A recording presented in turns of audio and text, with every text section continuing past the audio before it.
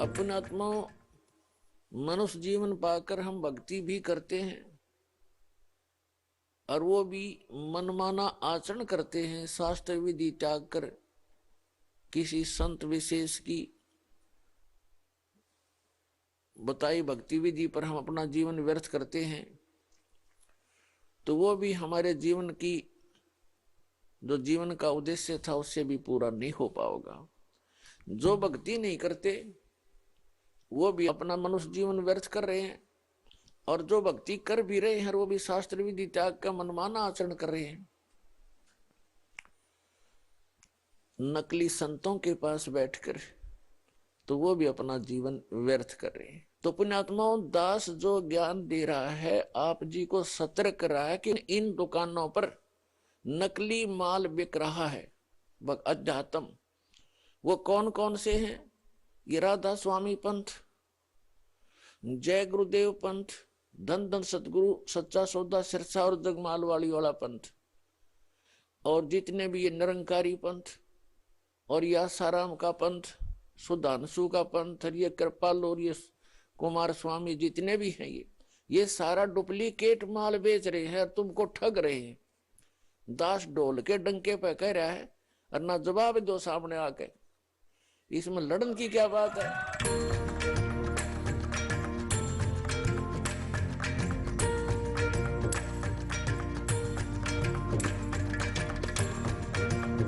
गीतानुसार तीर्थ, व्रत, तर्पण एवं श्राद्ध निकालने से क्या लाभ होता है? ये सब के सब मनुष्य के मन की संकीर्णता को दूर करने वाले हैं। अगर आप अपने भोजन में से कुछ अन्य प्राणियों को भी दे रहे हैं, अतिथि का सत्कार कर रहे हैं, तो ये आपके हृदय की संकीर्णता को दूर करने वाला है। तो शंकराचार्य जी, गीता के अनुसार तीर्थ, व्रत, तर्पण एवं श्राद्ध निकालने से क्या लाभ है? या शास्त्र विधि मुत्सृज्य वर्तते काम कारता न सिद्धिमवाप्नोति न सुखम न पराम गतिम। भगवान श्री कृष्णचंद्र का यह वचन है। गीता तो शास्त्र की ओर संकेत करती है। विवाह पद्धति गीता में थोड़े है, यज्ञ पद्धति थोड़े है, श्राद्ध पद्धति थोड़े है। गीता संकेत करती है कि मनवादी स्मृतियों को, वेदादि शास्त्रों को प्रमाण मानकर अपने कर्तव्य का निश्चय करना चाहिए।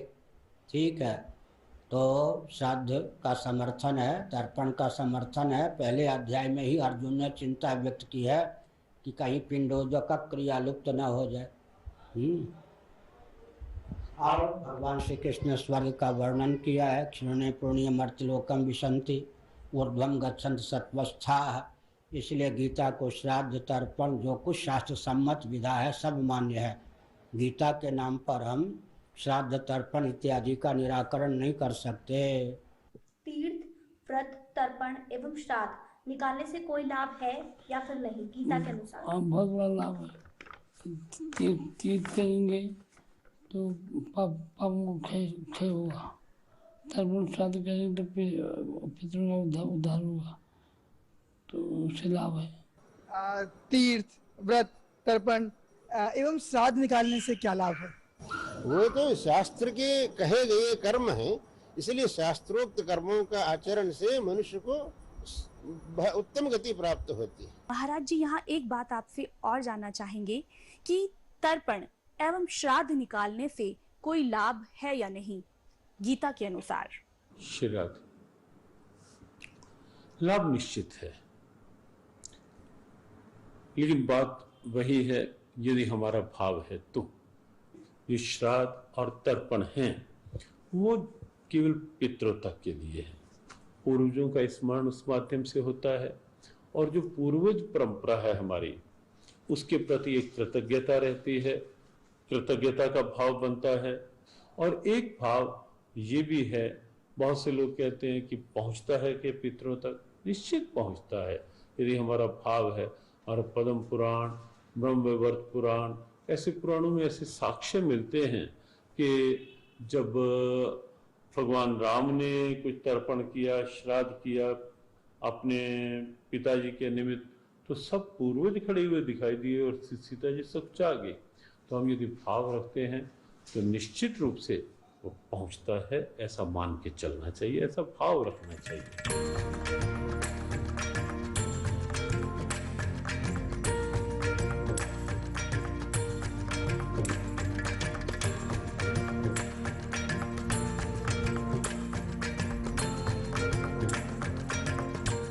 महाराज जी, क्या श्राद्ध पिंडोदक क्रिया करनी चाहिए?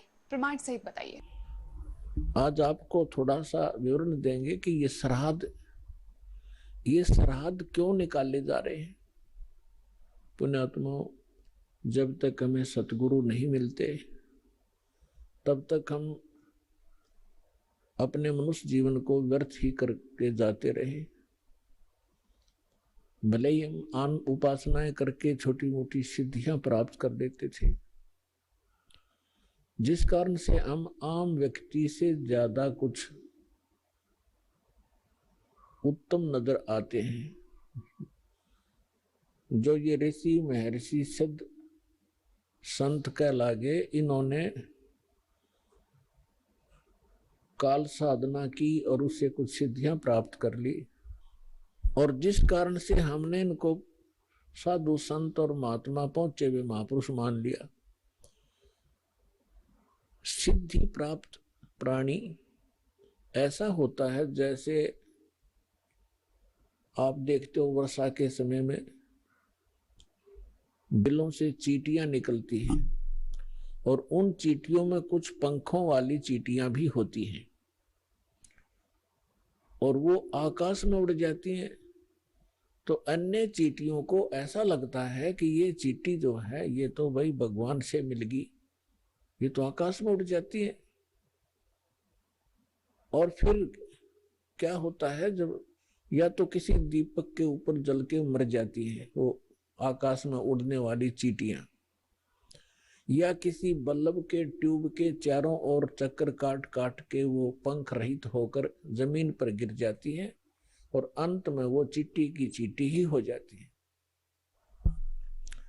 ठीक इसी प्रकार ये ऋषि महर्षि जो काल साधना करके, हठ योग करके, जंत्र मंत्र करके इन्होंने सिद्धियां प्राप्त की, और फिर ये सिद्धियां समाप्त हो जाती हैं। कुछ एक इनके उल्टे सुल्टे कार्य ये कर देते हैं, किसी को श्राप दे देते हैं, किसी को दुआ देते हैं, किसी को बद दुआ दे करके फिर ये लास्ट में जीव के जीव ही रह जाते हैं। तो सत्संग सुनने से हमें ज्ञान होता है कि कौन सी साधना करनी चाहिए, कौन सी ना करनी चाहिए।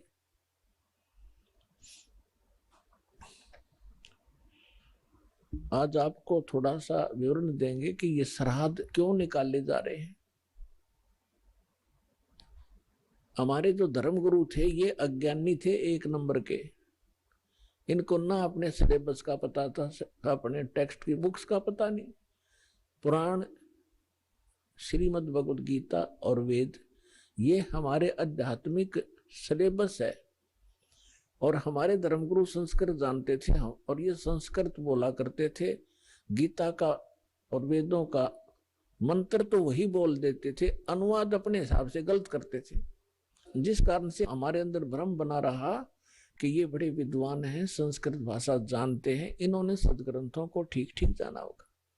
इन्होंने अपना भट्ठा बैठाया और साथ में हमारे पूर्वज भूत बनवा कर छोड़ दिए। एक मोटा सा उदाहरण देता हूं आपको। एक समय एक रुचि ऋषि थे। उस ब्राह्मण ने वेदों को समझा और उसके आधार से अपना जीवन प्रारंभ किया भक्ति मार्ग का। उसकी उम्र 40 वर्ष की हो गई थी, उसने विवाह नहीं किया, ब्रह्मचारी पद में रहता हुआ वेदों अनुसार अपनी साधना कर रहा था जैसा उसको ज्ञान था। 40 वर्ष की आयु जब हुई, उसके पूर्वज 4 ब्राह्मण और दिखाई दे जो मर चुके थे, मृत्यु को प्राप्त हो चुके थे। पिताजी, दादाजी और परदादाजी और फिर चौथा दादाजी। वो चारों उसको आकाश में दिखाई दी। आवाज लगाई कि बेटा रुचि, आपने विवाह क्यों नहीं किया? और विवाह करके हमारे श्राद्ध निकालता। हम बहुत दुखी हो रहे हैं, आपने यू कार्य क्यों नहीं किया? तो रुचि ऋषि कहने लगा कि हे पितरमोहो, वेद के अंदर इस श्राद्ध कर्म को, इस कर्म कांड को मूर्खों की साधना बताया है, फिर आप मुझे क्यों इस कर्म में लगा रहे हो? इस बात को उसके पूर्वज ऋषि, उसके पिता, दादा, परदादा, चौथा दादा, वो भी मान रहे हैं कि हाँ बेटा, वेदों में ऐसा ही है जैसा आप बोल रहे हो, वेद में ऐसा ही लिखा है। जब वेद में, वेद है सिद्धांत भगवान का, एक विधान परमात्मा का, और ये जो उन ऋषि महर्षियों ने कहां से ग्रहण किया वो कि श्राद्ध निकालो, ये किसी पुराण से ग्रहण किया। और पुराण ये गॉड गिवन स्पिरिचुअल नॉलेज नहीं है, जैसा कि आपको पहले भी सत्संग में बताया। वेद और श्रीमद् भगवत गीता, वेद वाला ज्ञान ही श्रीमद् भगवत गीता के अंदर है, और सूक्ष्म वेद में भी ऐसा ही है जो परमात्मा ज्ञान देते हैं। तो अब आपको थोड़ा सा मार्कंडेय पुराण से ये प्रकरण रूबरू करते हैं, जिसमें रुचि ऋषि और उसके पूर्वजों का जो भूत बनकर धक्के खा रहे हैं और अपने पुत्र को भी उसी विवश कर रहे हैं कि तू भी मनभूत गलत साधना करके। ये देखिएगा मार्कंडेय पुराण, मार्कंडेय पुराण सचित्र मोटा टाइप, केवल हिंदी संक्षिप्त, गीता प्रेस के रूप से प्रकाशित है। और ये कहां से छपा है? अब इसके हम आपको ले चलते हैं 242-43 पे। ये देखिएगा 242 पृष्ठ पे मार्कंडेय पुराण, संक्षिप्त मार्कंडेय पुराण, रोच्य मुनि की उत्पत्ति कथा। मार्कंडेय जी कहते हैं, ब्रह्मन पूर्व काल की बात है, प्रजापति रुचि ममता और अहंकार से रहित इस पृथ्वी पर विचरते थे। उन्हें किसी से भय नहीं था, वे बहुत कम सोते थे। उन्होंने न तो अग्नि की स्थापना की थी और न अपने लिए घर ही बना रखा था।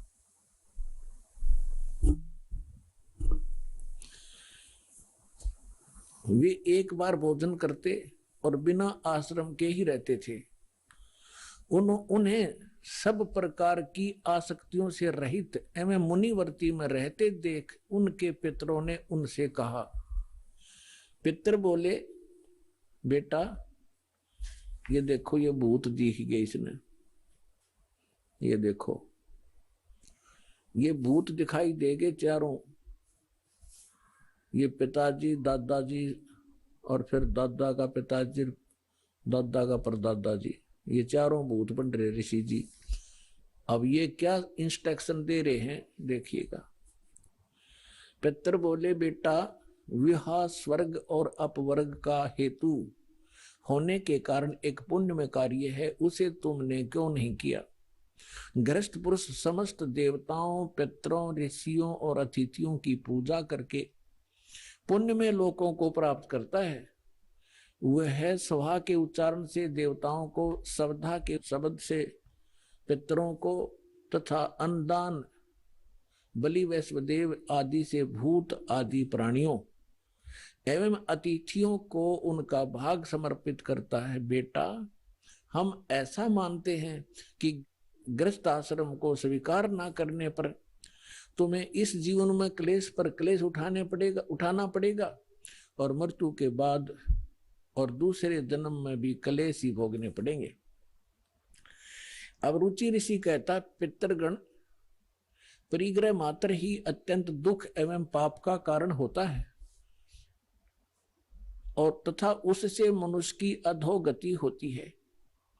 यही सोचकर मैंने पहले स्त्री संग्रह नहीं किया। अब हम ज्यादा ना पढ़कर आपको अपने काम की बात पढ़ाएंगे। पितर बोले, बेटा जितेंद्रिय होकर आत्मा का प्रक्षालन करना उचित ही है। तुम जिस पर चल रहे हो वो है मोक्ष मार्ग है। रुचि ने पूछा पितामहो वेद में कर्म मार्ग को किसको, जैसे ने भी बताया था कि इन्होंने बताया था इन पितरों ने कि गृहस्थ पुरुष समस्त देवताओं पितरों ऋषियों और अतिथियों की पूजा करके पुण्य लोकों को प्राप्त करता है। वह स्वाहा के उच्चारण से देवताओं को सवधा के शब्द से पितरों को अन्न दान बलि वैष्णदेव आदि से भूत और आदि प्राणियों एवं अतिथियों का उनको भाग समर्पित करता है। बेटा हम ऐसा मानते हैं गृहस्थ आश्रम को स्वीकार ना करके तुमने जीवन में क्लेश पे क्लेश भोगने पड़ेंगे। भावार्थ है कि तो तुम ये श्राद्ध श्रुद्ध ना निकालता, ये निकाल है। अच्छा यूं क्या कह रहा है फिर, ये कह रहे हैं कि जो तू लग रहा है ना यू तो है मोक्ष मार्ग। अब के पूर्वज कह रहे हैं कि जो तू लग रहा है वो मोक्ष मार्ग है, और हम बताओ वो नरक मार्ग में आ जा, तू मोक्ष मार्ग न छोड़ दे। ये देवता कह रहे कि पितर देखो, पितर बोले बेटा जितेंद्रिय होकर आत्मा का प्रक्षालन करना उचित है, किंतु तुम जिस पर चल रहे हो तो मोक्ष मार्ग है। हरि भाम बतावांगे वो कौन सा मार्ग है। अरुचि ने पूछा पितामहो वेद में कर्म मार्ग को अविद्या कहा गया है। ये श्राद्ध श्रुद्ध निकालना, भूतों की पूजा करना, तेरहवीं करना, ये सारा कर्म मार्ग है, कर्म कांड है। वेद में कर्म मार्ग को अविद्या मूर्खों का मार्ग कहा गया है, फिर क्यों आप लोग मुझे उस मार्ग पर लगाते हैं। पितृ बोले ये सत्य है कि कर्म को अविद्या ही कहा गया है, इसमें तनक भी मिथ्या नहीं। फिर क्या रह गया। अब इनकी अकल देखो, इनकी चोर ले गए इनकी अकल को, इन पितरों की श्राद्ध निकलवाने वालों की। अब वो लड़का ठीक साधना कर रहा था अपनी वेदों के आधार से, और ये भी मानते हैं कि तू आप जो साधना करे तो मोक्ष मार्ग है। और नो क्या हमारे वाले माजा तू कुएं में गिर पितर बने। और ये कह रहा है कि रुचि कह रहा है कि ये तो दो वेद में इसको मूर्खों की पूजा बताया है, अविद्या क्या है, और खुद भी मानते हैं ये बात तो सही है, इसमें कोई मिथ्या नहीं। फिर टट्टू रह गया, थोड़ा शर रह गया। क्या रहेगा जब वेद में रिजेक्ट कर दिया कि साधना नहीं करनी चाहिए, पितृ पूजा भूत पूजा।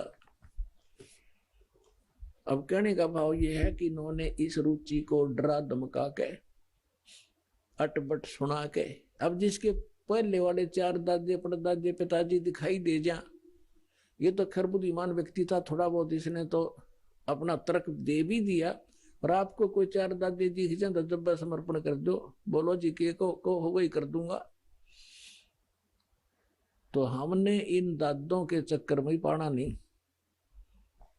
कई भक्त कहते हैं कि भाई जैसे अपने पूर्वज दिखाई दे जा, पिताजी दिखाई दे जा, और वो कहे कि मेरे श्राद्ध निकलवा दो, तो कैसे मना किया जा सकता है। पुण्यात्माओं तर्क के साथ विवेक से चलना पड़ेगा हमने। वो तो कुएं में गिर गए, अरे वो कह काजा बेटा तू भी गिर जा इस कुएं में, बुद्धिमान तो पड़ा नहीं। बुद्धिमान का कर्तव्य बनता है कुएं में गिरे हुए व्यक्ति को भी निकालने की चेष्टा करे, कोई ऐसा साधन खोजे उसमें रस्सा फांस दे। तब उसने कहा आप भी पकड़ दो और बाहर आ जाओ, आपकी भी जान बचाए, मुझे क्यों मरवा रहे हो पिताजी। तो बुद्धिमता इसमें होती है। अब कुएं में गिरे हुए व्यक्ति को निकालना चाहिए, ना कि भावुकता में छलांग लगा दे, दोनों मर गए फिरता है। तो इन गलत साधना करके जो भूत योनि पितृ योनि प्राप्त कर चुके हैं, उस साधना को हम नहीं करेंगे, नहीं तो हम भी उस कुएं में गिर जाएंगे।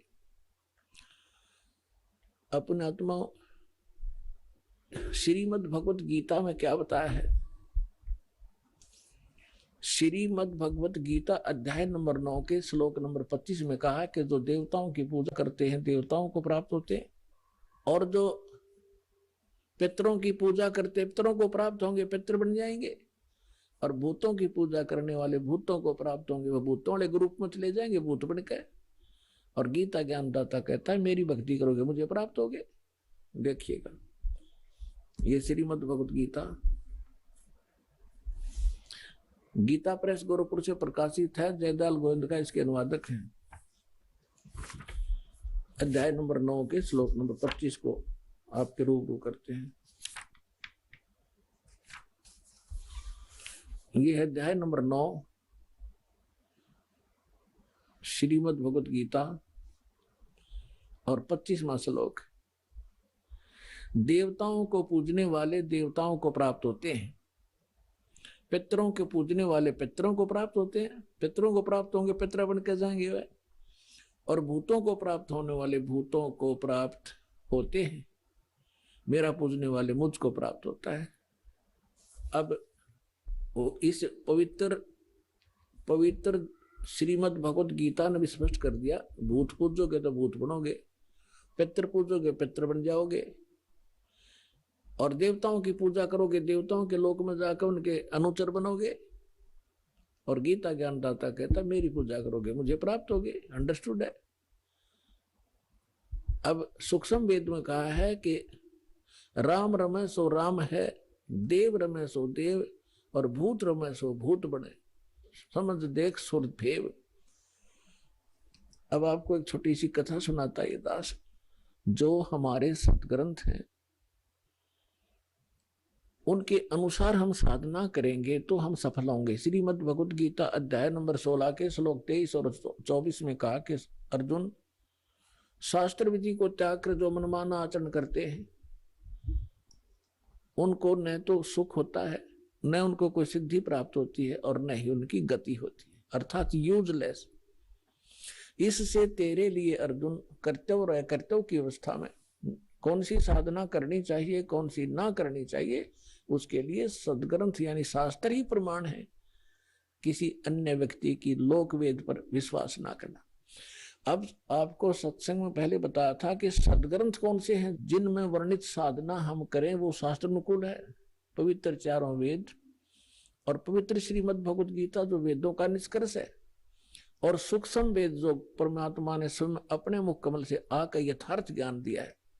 इसके अतिरिक्त जो पुराण है वो परमात्मा का आदेश संविधान नहीं है, वो ब्रह्मा जी का ज्ञान है। और ब्रह्मा जी के साथ साथ फिर उन्होंने प्रत्येक ऋषि ने अपना कुछ अनुभव मिला करके अलग अलग पुराण बांट दिए। शिव पुराण, विष्णु पुराण, जो देवी पुराण, मार्कंडेय पुराण। जैसे मार्कंडेय ऋषि जी ने ब्रह्मा जी से प्राप्त ज्ञान को अपने हिसाब से सेट करके वेदों से मिला करके बनाया, तो जो वेदों से मिलता है वो तो वेद ज्ञान है, और जहां मार्कंडेय ऋषि ने अपने तुक्के मारे हैं वो पुराणों का ज्ञान है, ब्रह्मा जी का ज्ञान है, वो गॉड गिवन नहीं है। जो परमात्मा का दिया हुआ ज्ञान है वो संविधान है, उसके अतिरिक्त किसी ब्रह्मा जी का या किसी ऋषि का दिया हुआ विधान है अध्यात्म मार्ग का, तो उसका अपना है, एक अधिकारी का आदेश है, मालिक का आदेश नहीं है। जैसे एक समय एक दरोगा जी का मित्र था, एक ग्रामीण किसान, और उसने अपने मित्र दरोगा से कहा कि मेरा एक पड़ोसी है, साथ वाले मकान में रहता है एक व्यक्ति, और वो मुझे बहुत दुखी करता है, कोई समाधान बताओ। तो दरोगा जी ने कहा कि मार उसका लठ, माफ देख लूंगा। अब उस व्यक्ति ने अपने मित्र दरोगा जी यानी एक अधिकारी की आज्ञा का पालन करके अपने पड़ोस वाले उस व्यक्ति के साथ झगड़ा ठान लिया और उसका लठ मार दिया। लठ मारने से उसकी मृत्यु होगी। अब उस व्यक्ति ने एक अधिकारी की आज्ञा का पालन करके राजा का विधान भंग कर दिया। राजा का विधान है कि कोई किसी की हत्या करेगा तो उसको सजाए मौत होगी। वही अधिकारी, वो एसएचओ, अपने उस मित्र को अरेस्ट करना पड़ा उसने,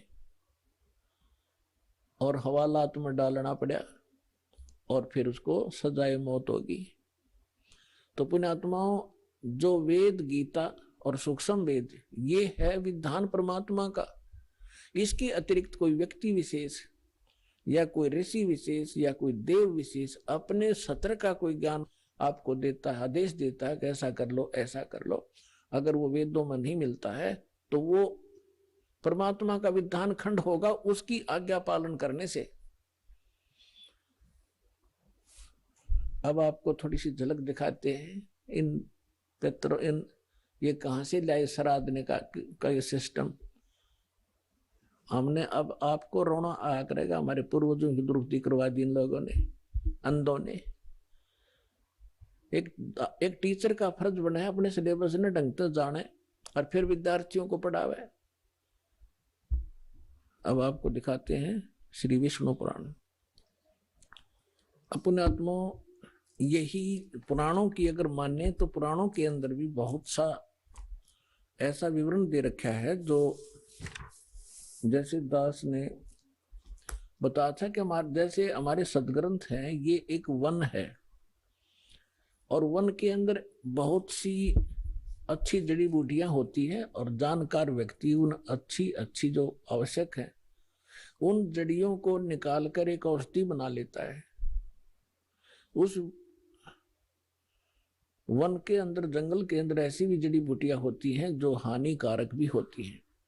तो जिसको ज्ञान नहीं वो हानिकारक जड़ी बूटियों को मिलाकर अगर बना देता है जुगाड़ कोई जड़ी बूटी तो वो दवाई बनाता है तो हानि करती है। तो इन्होंने वो जड़ी बूटियां सेलेक्ट कर ली जो हमारे लिए हानिकारक थी। अब हम लेंगे वो जड़ी बूटियां जो हमारे लिए लाभदायक है, जो वास्तविक औषधि बनती है जिससे। तो ये विष्णु पुराण है, देखिएगा ये है श्री विष्णु पुराण सचित्र हिंदी अनुवाद सहित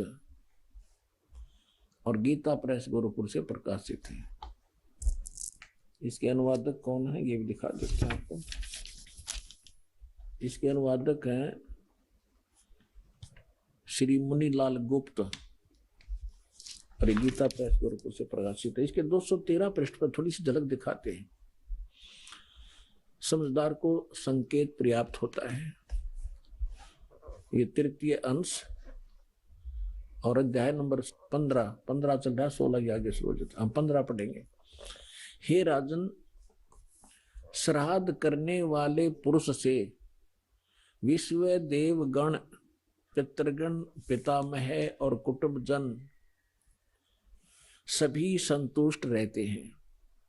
जो श्राद्ध करते हैं उनसे देवगण पितृगण पितामह कुटुंबीजन सभी संतुष्ट रहते हैं। आगे क्या कहा कि हे भूपाल, पितृगण का आधार चंद्रमा है और चंद्रमा का आधार योग है, इसलिए श्राद्ध में योगी जन को नियुक्त करना अति उत्तम है। हे राजन, यदि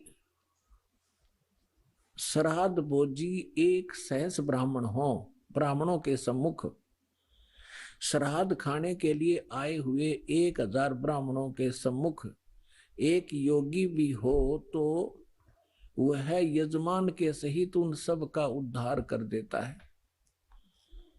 अब इससे क्या स्पष्ट हुआ?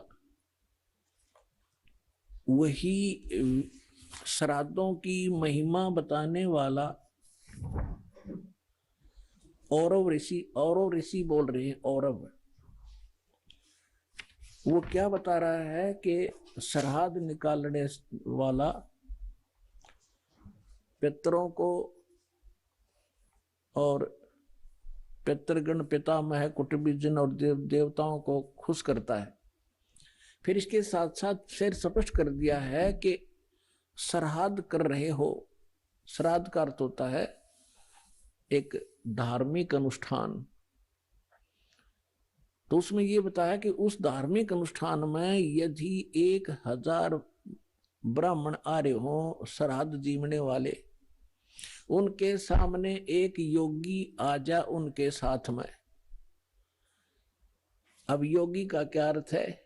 गीता अध्याय नंबर 2 के श्लोक नंबर 53 में कहा कि अर्जुन, जिसमें तेरी बुद्धि भिन्न भिन्न प्रकार के वचनों से विचलित ना होकर हटकर एक तत्व परमात्म तत्व ज्ञान के ऊपर आश्रित हो जाएगी, तब तो तू योग को प्राप्त होगा, तू भगत बनेगा, योगी बनेगा। तो अब यही की बताया है कि योगी वो होता है जो पूर्ण परमात्मा के ज्ञान से परिचित हो, अटल ज्ञान रखता हो, सत साधना कर रहा हो। उसको भोजन कराने से कहते हैं उन पितरों का भी उद्धार हो जा, 1000 ब्राह्मणों का उद्धार हो जा जो पेट भरते फिर रहे हैं, जिनको ज्ञान कति नहीं, और यजमान का भी उद्धार हो। तो पुण्यात्माओं, दास ने आपको सबसे पहले योगी बनाया है। और यहाँ पर जो साधना होती है, 10वें दिन श्राद्ध होने लग रहे, यहाँ पर 10वें दिन समागम होते हैं। और जो भी दान पुण्य आप करते हो, ये सब योगी खाते हैं, और इनके खाने से आपके पितरों का भी उद्धार होगा जो यहाँ दान कर रहे हैं। ये तो पुराण भी बता रही है और परमात्मा भी यही बता रहे हैं कि भक्ति बीज होवे जो हंसा, तारों तास के कोत्र वंशा। अब देखिएगा, ये है विष्णु पुराण, हम पढ़ रहे थे अभी आपको, और 213 पृष्ठ पे 3 अंश, और ये अध्याय 15 है, 16 यहाँ से शुरू होता है, इससे पहले 15 में है ये। हे राजन, और ऋषि ब्राह्मण कह रहा है कि हे राजन, श्राद्ध करने वाले पुरुष से विश्व देवगण, पितृगण, पितामह और कुटुंबीजन सभी संतुष्ट रहते हैं। हे भूपाल, पितृगण का आधार चंद्रमा है और चंद्रमा का आधार योग है, इसलिए श्राद्ध में योगी जन को नियुक्त करना अति उत्तम है। हे राजन, यदि श्राद्ध भोजी 1000 ब्राह्मण हो, सहस्र मान 1000, और ब्राह्मणों के 1000 ब्राह्मणों के सम्मुख एक योगी भी हो, तो वह यजमान के सहित उन सब का उद्धार कर देता है।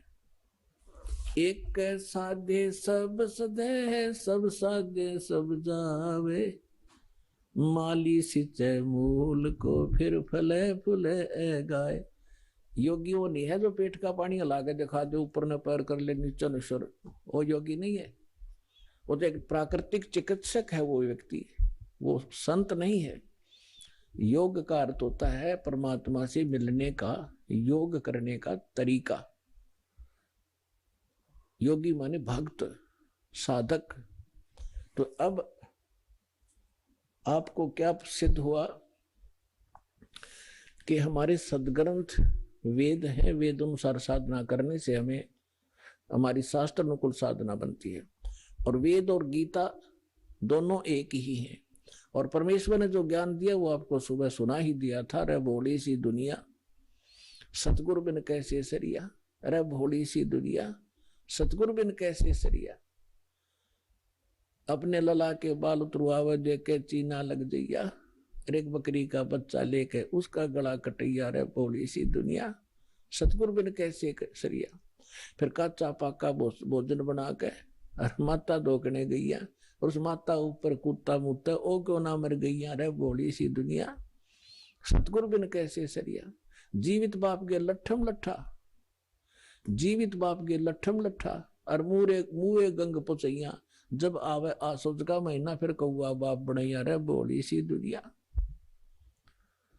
सतगुरु बिन कैसे सरिया। और उन्हीं से प्राप्त ज्ञान को गरीबदास साहब जी कहते हैं कि प्रेत सला पर जा बिराजे पितरों पिंड भराई, और बहुर श्राद्ध खान को आए फिर काग भय कलमाही। नर से तीतु पशुआ की जय गद्दा बैल बनाई, ये 56 भोग कहा मन बोरे, कि कुर्डी चढ़े जाई। फिर क्या बताते हैं, जय सतगुरु की संगत करते ये सकल कर्म कट जाई, अमरपुरी पर आसन होते जहां धूप ना छाई। यदि तुम सतगुरु की शरण में आ जाते, ये सारे फंड छूट जाते, ना श्राद्ध निकालने, ना पितर बनना, ना भूत बनना, और सतलोक चले जाते।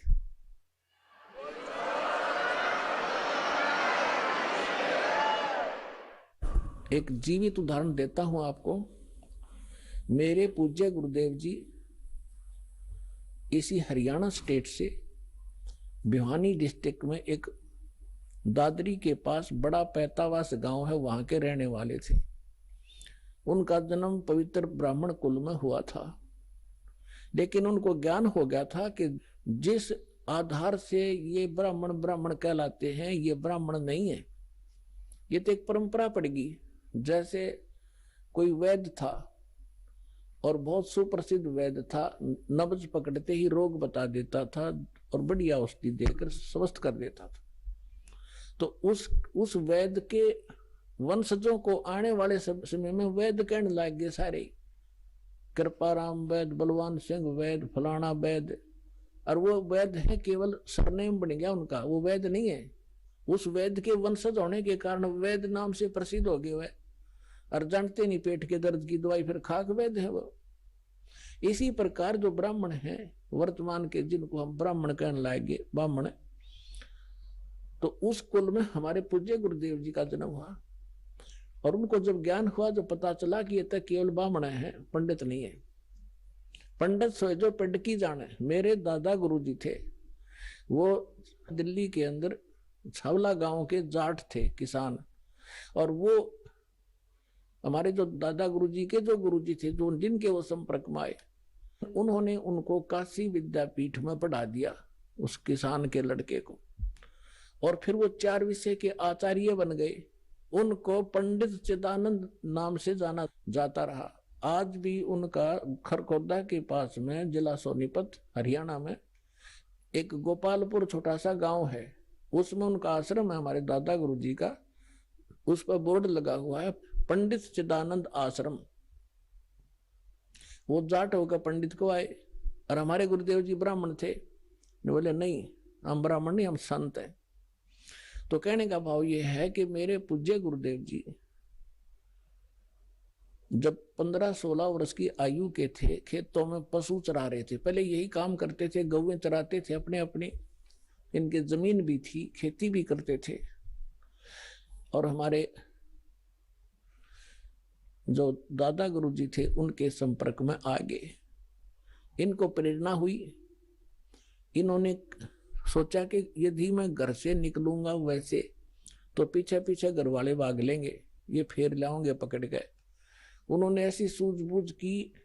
पहले वन बहुत होते थे, जंगल होते थे बड़े बड़े। इन्होंने क्या किया, एक दिन 2 कपड़े ले गए अपने, 2 ड्रेस, एक पहन गए, एक और ले गए। और शाम के समय जब पशुओं को लेकर चलने का समय हुआ, अपने साथी दूसरे ग्वालों से कहा कि आप चलो, मैं आ रहा हूं, एक बार फ्रेश होया हूं।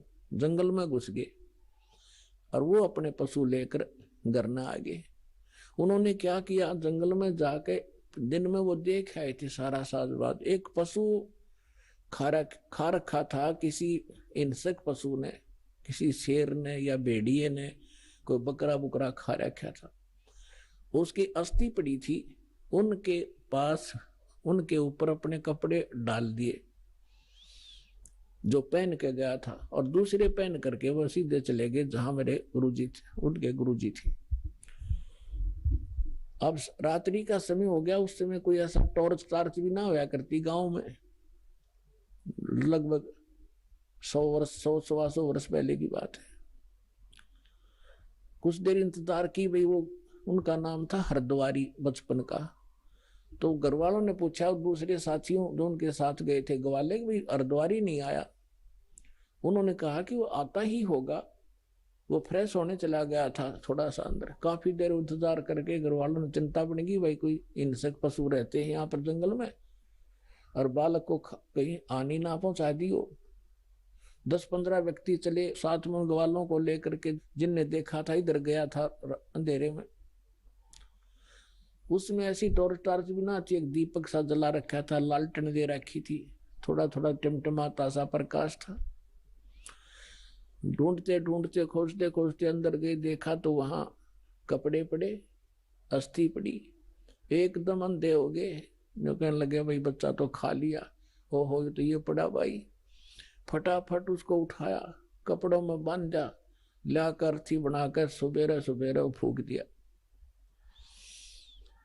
और फिर होगी उसकी 13वीं शुरू। अस्थि ठाई, फिर गंगा में डाल के आए, फिर 13वीं करी, महीना करा, 6 माही करी, वर्षी करी, और फिर हो गए वो श्राद्ध शुरू।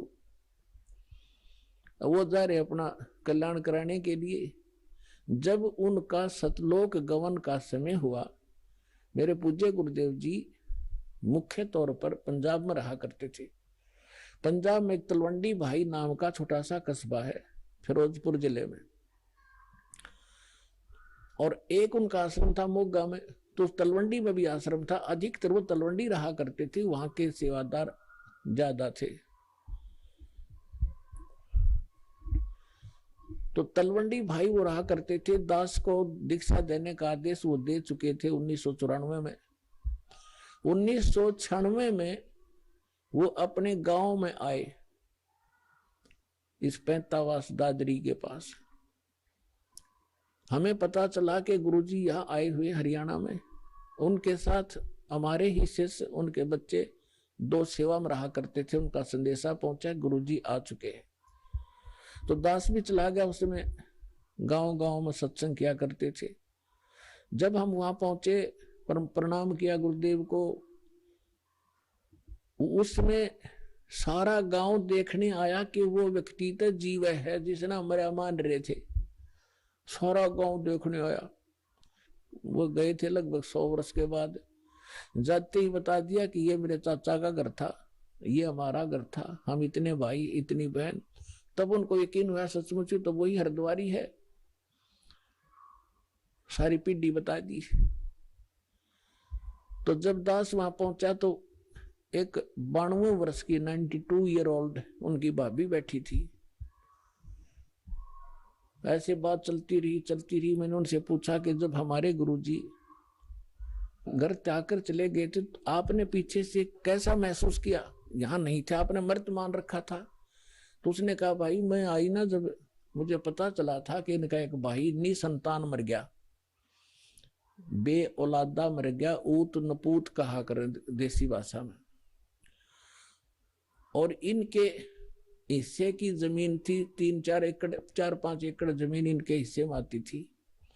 उसको मेरे पति और दूसरा मेरे पति का भाई, 3-4 भाई थे, वो प्रयोग किया करते थे। और जब घर में कोई ऊक चूक हो जाती, खेती ना होती, पशु मर जाते या कोई बालक बीमार हो जाते, तो हम पूछने जाया करते थे अपने पुरोहित पे, और वो पतरा वतरा दिखाया करते। तो वो कहा करते कि आपका एक बेऔलादा मर रहा है, निसंतान मरा हुआ है हरद्वारी, और वो सिद्ध है, तुमने वो हानि कर रहा है, वो प्रेत बना हुआ है, पितर बना हुआ है, वो प्रेत बाधा तुम्हें दुखी कर रही है। उसके लिए फिर जो सा भी वो जंतर मंत्र बताते हम सारा कराया करते, श्राद्ध भी निकाला करते थे। तो फिर मैंने उनसे कहा, माता जी गीता जी में लिखा है 9वें अध्याय के 25वें श्लोक में कि भूत पूजनीय भूत बनेंगे और पितर पूजनीय पितर बनेंगे, देवताओं के पुजारी देवताओं के प्राप्त होंगे, मेरी भक्ति करने वाला मुझे प्राप्त होगा। तो ये तो गलत साधन आपके सामने देख लो, ये तो जनता का कल्याण करने लग रहे और आप इसका कल्याण के लिए ठगे जा रहे थे। बोली भाई बात तो सच्ची है। मैं बोला जी अब तो त्याग दो इन बकवादों को, इन श्राद्धों को। ने बोली ना भाई, ने को कर छोड़ दिया तो पुरानी लाग है, वहां बाढ़ में जाए पुरानी लाग है। अरे इतना प्रत्यक्ष देख रहे हो आप, फिर भी नहीं मान रहे, तेरा गजब हो। तो पुण्यात्माओं, सौभाग्य आपका, ये परिवर्तन होगा ये सच्चाई के आधार से। पहले तो हम डरा रखे थे नकलिया ने, नो नहीं करोगे तो न्यू हो जाएगा, फलान हो जाएगा, खाक हो जाएगा। मालिक सिर पर बैठे, समर्थ का शरणाग हो रंग होरी हो, भाई कदे ना हो काज राम रंग होरी हो। समर्थ का शरणा हो, फिर कैसे हो जाए। एक भगत बता रहा था, वो कह रहा था जी मैं अपनी बहन के यहाँ चला गया, उनके वहां वर्षा होगी, मारा हुई नहीं, किसान था वो, और मैं अपने उनका संदेश आया कि यहाँ वर्षा होगी है, जमीन ज्यादा है, आप आइयो अपने बैल ले आओ, हमारी मदद करो। मैं अपने बैल ले गया खेती संवारने के लिए, बीज बोआने के लिए। मेरी सेवा लगा दी दूसरे खेत में, वहां मैं ले गया। जानता था मैं खेतों को सारे, कई बार जा रहा था अपनी बहन के यहाँ। तो वहां एक जोड़ी थी, उनके खेत के आसपास उस तालाब था छोटा सा, थोड़ा पानी था, और उसमें एक मंडी ही बना रखी थी किसी पीर प्यार की। मैंने दोपहर में जाकर देखा, पानी पिलाने गया पशुओं को, बैलों को, तो वहां एक धड़ी गुड़ रखा, बेली गुड़ की। मैं वह बेली ठा लाया, फोड़ के कुछ तो आप खाई और कुछ बैलों को डाल दी, उनने खा ली। तो मैं आके घर सो गया तो रात ने एक 3 फुट का व्यक्ति, दाढ़ी सी वाला, मुसलमान टाइप दिखाई दिया। नो बोला, तूने मेरी बेली खा ली और बैलों को खिला दी, और दूर खड़ा नहीं, इतनी दूर मेरे तो 50 फुट दूर। नो कह, तू तगड़े की शरण में था ना, तन्ना मारूं और तेरे दोनों बैलों को मारना था मैंने। तू तगड़े की शरण में है, यानी समर्थ की शरण में है, मैं तेरा कुछ बिगाड़ नहीं सका। मैंने सारे अपनी कोशिश कर ली।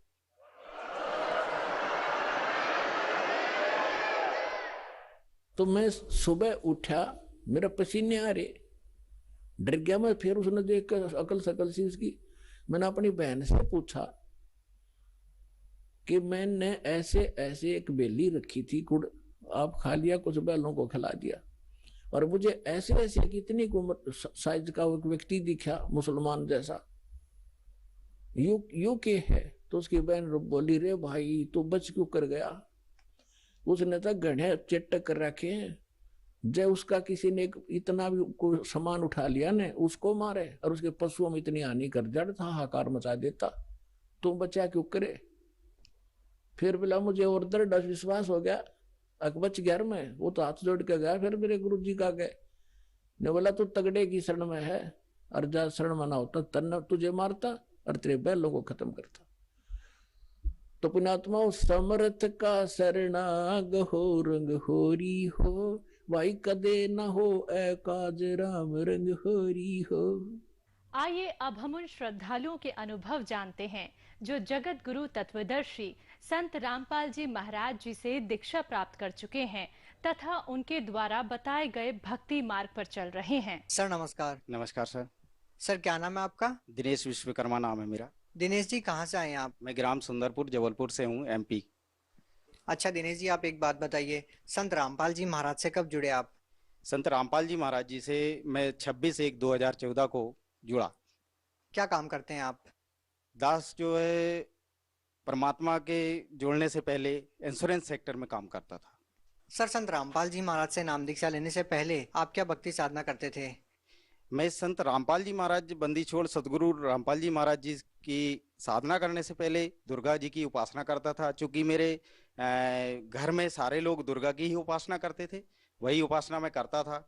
और उस उपासना के करते करते मेरे जीवन में इतने कहर टूटे कि 26 साल की उम्र में मेरी पत्नी की मृत्यु हो गई कैंसर से। और दुर्गा जी का उपासना करने से जो मैं आपको बताने जा रहा हूँ कि दुर्गा जी ऐसे साक्षात 8वां अंग सहित ऐसे तख्त पे विराजमान हो जाती थी, और हम उनसे यही प्रार्थना करते थे कि कैंसर था, कैंसर ठीक हो जाए। आज जगत जननी है, जैसा सुन रखा था हमारे गुरुओं ने, धर्म गुरुओं ने हमको बता रखा था कि दुर्गा ही सारी जगत की जननी है। तो हमने कहा हमारे तो भाग खुल गए। ये इतना मतलब किसी को नहीं मिला, तपस्या करते हजारों वर्ष तपस्या करने के बाद जो प्राप्त नहीं होता वो मैं इन आंखों से देख पा रहा हूँ। मेरे तो भगवान मिल गया, मेरा मोक्ष हो गया, सारी चीज, और तो मेरे रोग दूर हो जाएंगे, पत्नी के सारा हो जाएगा। लेकिन भगत जी क्या बताऊं कि वो यही कहती रही ठीक हो जाएगी। वो दूसरे दिन मेरी पत्नी की मृत्यु हो गई। मृत्यु हो जाने के बाद मैं सारी रात सोया नहीं। मैं ये सोच रहा था कि इस दुनिया को मैं बताऊंगा, कोई यकीन नहीं करेगा कि ये दुर्गा साक्षात देख रहा था, और इसके बाद भी इसके ऐसे हाल हो गए कि पत्नी मर गई, कैंसर से मर गई। मैंने क्या किया, सुन रखा था जैसे धर्मगुरु ने कि भाई मरने के बाद भगवान मिलता है, मरने के बाद भगवान मिलता है। तो मैंने फैसला कर लिया सुबह में अपने आप को मार दूंगा और इसके बाद सफर करूंगा कि भगवान है कहाँ। जीते जी भगवान तो मैंने देखा, वो मेरे जीवन के कहर नहीं अलग कर सका। कोई मेरे जीवन में कहीं पे भी सुख और शांति नहीं प्राप्त हुई। ऐसा करके मैंने अपने आप का ये गला काट दिया। ये गला काट दिया। गला काटने के बाद जो है मैं 3 दिन जो है मरा हुआ था। दुर्गा जी के ऐसी चेहरा मेरे सामने होता था। मुझे जो है जितने भी काल के जो दूत हैं लेने आते हैं वो ले जा नहीं पाए। मैंने बोला भगवान मरने भी नहीं दे रहा, मिलता भी नहीं है, कहाँ जाऊं, कैसे पाऊं।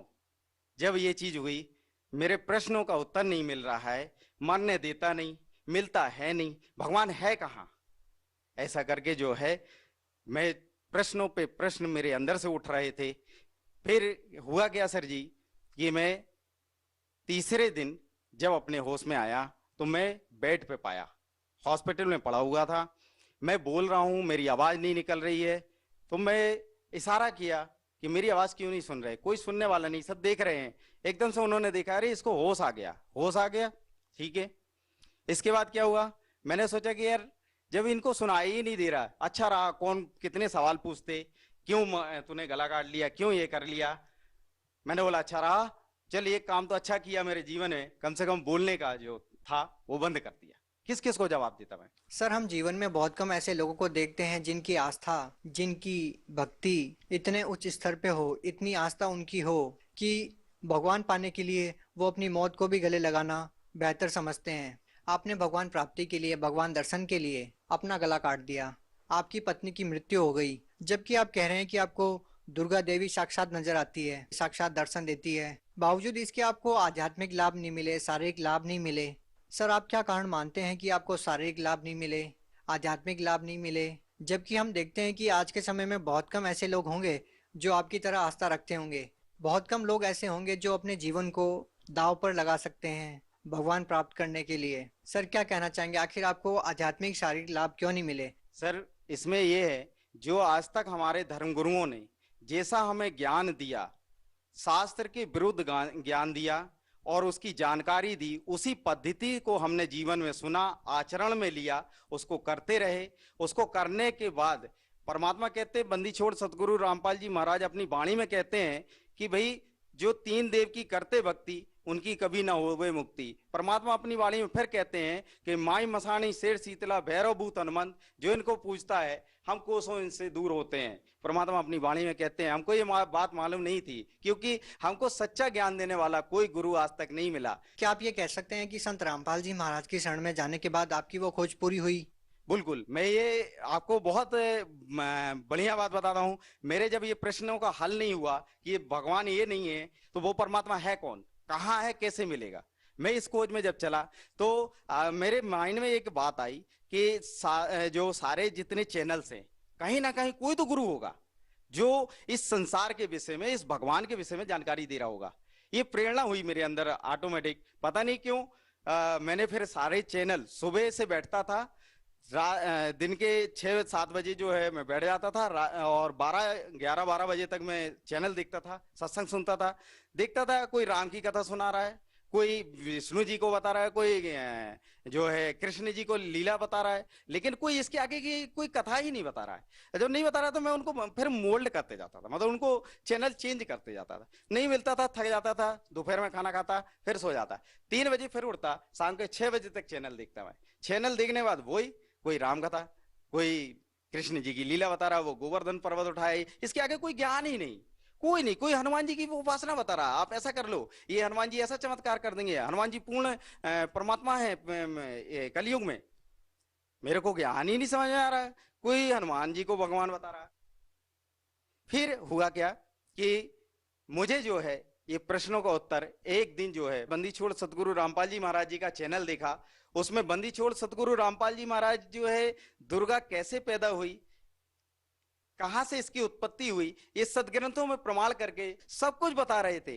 और जैसा मैंने उनका ज्ञान सुना, मेरे तो पैर तले से जमीन ही खिसक गई कि ऐसा अनमोल ज्ञान, ये परमात्मा आप तो ऐसा अनमोल ज्ञान बता रहे हैं मालिक। मैं कहाँ खोज रहा था परमात्मा, आप तो यहाँ मिले मालिक मुझे, मैं तो कहाँ ढूंढा, गला काट दिया परमात्मा। आपको तो ढूंढते ढूंढते मालिक आपने मुझे ऐसे दर्शन दिए। हे परमात्मा मुझे शरण में ले लो मालिक, मेरा तो सब कुछ बर्बाद हो गया। यहाँ दुनिया झूठ झूठ बोल बोल के और सबको बरगला रखी है, इनको सब मूर्ख बना रखा है, अपनी दुकानें चला रहे मालिक। ऐसा ज्ञान आपने जो निचोड़ खोल करके सदग्रंथों में दिखा दिया। मैं तो ढूंढ रहा था परमात्मा, किसी ने आज तक, मैं बताऊं आपसे सर जी, किसी ने आज तक सदग्रंथों को खोल के नहीं दिखाया कि देवी भगवत गीता में क्या लिखा है, गीता में क्या लिखा है, वेदों में क्या लिखा है, कुरान शरीफ में क्या लिखा है, पवित्र गुरु ग्रंथ में क्या लिखा है, पवित्र बाइबल में क्या लिखा है। गुरु ग्रंथ में भी परमात्मा का नाम लिखा है। 721 वाणी में भगवान अपनी वाणी में कहते हैं, एक कर्ज गुत्तम पेश तू कौन करतार, हक्का कबीर करीन तू बेअब परवरदिगार। वो मालिक का नाम बता रहे गुरु ग्रंथ साहिब में। सर, आपकी बातों को सुनकर निसंदेह हर कोई विश्वास कर सकता है कि आपको संत रामपाल जी महाराज से नाम दीक्षा लेने के बाद परमात्म तत्व का ज्ञान हुआ। परमात्मा कौन है, कहाँ है, कैसे है। हम आपसे ये पूछना चाहते हैं कि संत रामपाल जी महाराज से नाम दीक्षा लेने के बाद आपको क्या लाभ मिले। बंदी छोड़ सदगुरु रामपाल जी भगवान जी से दीक्षा लेने के बाद मुझे, मेरे शरीर में, बचपन में मैं पेड़ से गिर गया था, मेरे रीढ़ की हड्डी में बहुत तकलीफ रहती थी, वो ठीक नहीं होती थी। वो परमात्मा बंदी छोड़ सदगुरु रामपाल जी महाराज जी से दीक्षा लेने के बाद 90 ही दिन में वो जो काफी साल का दर्द था, जो डॉक्टर ठीक नहीं कर पाए, जो कोई संत ठीक नहीं कर पाया, कोई झाड़ा लगाने वाला ठीक नहीं कर पाया, वो परमात्मा की सतभक्ति करने से वो ठीक हो गया। सर जी, ये कहना चाहता हूं कि जिन पूजाओं को पहले मैं करता था, उनमें मेरे को जो एक गंदी लत थी, जो कोई नहीं जानता था मेरे परिवार में, मैं शराब भी पीता था, बीड़ी सिगरेट भी पीता था और गांजा भी पीता था। और मेरे घर के, मेरे परिवार के कोई नहीं जानते थे कि ये नशा ये करता है। उन पूजाओं को करते करते मेरे को ऐसी नशा की लत लग गई थी कि मैं 5-5 लीटर शराब तक पी जाता था, लेकिन वो कोई जान नहीं पाता था, कोई पता नहीं कर पाता था। मैं आपसे बतलाऊं कि मैं बयान नहीं कर सकता हूं शब्दों में, ऐसी हालत को मैं प्राप्त हो गया था। ऐसा नास्तिक होने जा रहा था कि भगवान इस दुनिया में है ही नहीं। आज जो भगवान पाने की प्रक्रिया जो बता रखी है, उससे भगवान मिला, वो लाभ नहीं मिले भगवान वाले, क्योंकि भगवान के लाभ सुन रखा है कि भगवान तो करुणा का सागर है, दया का सागर है। वो कुछ भी मेरे जीवन में नहीं ऐसा घटित हुआ। मेरे 26 साल। सर, आप इतना नशा करते थे, आप नास्तिकता की कगार पे पहुंच चुके थे। सर, आपका नशा कैसे छूटा फिर। बंदी छोड़ सदगुरु रामपाल जी महाराज जी की शरण में जाने के बाद मैं सर जी आपसे बताऊं, मेरा नशा 1 सेकेंड में ही छूट गया। वो जो लत थी, मुझे इच्छा ही नहीं हुई परमात्मा की शरण में जाने के बाद। सर, अब आपको कितने वर्ष हो गए हैं कि आपने नशा नहीं किया। मैं जब से 26/1/2014 को मैंने परमात्मा बंदी छोड़ सदगुरु रामपाल जी की शरण में गया, उस तारीख से वो सारे नशे छूट गए एक ही पल में। सर, हम आपसे एक और बात पूछना चाहेंगे। कहीं ना कहीं संत रामपाल जी महाराज के जो अनुयायी हैं, उनके निशाने पर ज्यादातर हिंदू देवी देवता ही रहते हैं, क्योंकि वो कहते हैं कि उनको देवी देवताओं के पूजने से कोई लाभ नहीं मिला। हम आपसे ये प्रश्न पूछना चाहेंगे कि कहीं संत रामपाल जी महाराज हिंदू धर्म के खिलाफ कोई साजिश तो नहीं रच रहे। आखिर संत रामपाल जी महाराज किस धर्म को श्रेष्ठ मानते हैं। ये गलत है। बंदी छोड़ सदगुरु रामपाल जी महाराज जी ने किसी भी प्रकार से किसी भी धर्म के प्रति कोई साजिश नहीं रच रखी है। परमात्मा बंदी छोड़ सदगुरु रामपाल जी महाराज जी ने, क्योंकि उनका एक स्लोगन ये एक कि जीव हमारी जाति है, मानव धर्म हमारा, हिंदू मुस्लिम सिख ईसाई धर्म नहीं कोई न्यारा। सर, यहाँ पे हम एक और बात पूछना चाहेंगे कि क्या सारे ही गलत साधनाएं केवल हिंदू धर्म में हैं, मुस्लिम धर्म के बारे में आप कुछ नहीं कहते हैं। आज बहुत सारे धर्मगुरु हैं। मुस्लिम धर्मगुरु में मैंने एक नाम सुन रखा था, जाकिर नाइक का। उन्होंने बहुत खुला चैलेंज किया था कि आज इस संसार में कोई भी गुरु हो दो, कोई भी महात्मा हो दो, कोई भी शंकराचार्य हो दो, मैं उससे डिबेट करना चाहता हूं, मैं डिबेट करने के लिए इच्छुक हूं। बंदी छोड़ सदगुरु रामपाल जी महाराज जी ने बहुत उनको इनविटेशन दिया कि आप हमारे से ज्ञान चर्चा करें, उसका सारा खर्चा भी हम देंगे अगर आप वहन नहीं कर सकते। सर, अंतिम प्रश्न आपसे पूछना चाहेंगे कि सर, आप भगत समाज को क्या संदेश देना चाहते हैं, जो आज देवी देवताओं की पूजा करते हैं, नकली धर्मगुरुओं के जाल में फंसे हुए हैं, या ये कहें कि कहीं ना कहीं नशे की गिरफ्त में है, उन लोगों को आप क्या कहना चाहेंगे। सर, भगत समाज को मैं प्रार्थना करता हूं, हाथ जोड़ के दोनों हाथ से प्रार्थना करता हूं, जिस भगवान को ये सारी दुनिया ढूंढ रही है, वो परमात्मा, पूर्ण ब्रह्म परमात्मा संत रामपाल जी महाराज जी के चोले में आज इस धराधाम पे बैठा हुआ है। संत रामपाल जी महाराज जी से बहुत जल्द से जल्द दीक्षा लेकर के अपने जीवन का कल्याण कराएं और मोक्ष प्राप्त करें। जी धन्यवाद। सत साहिब।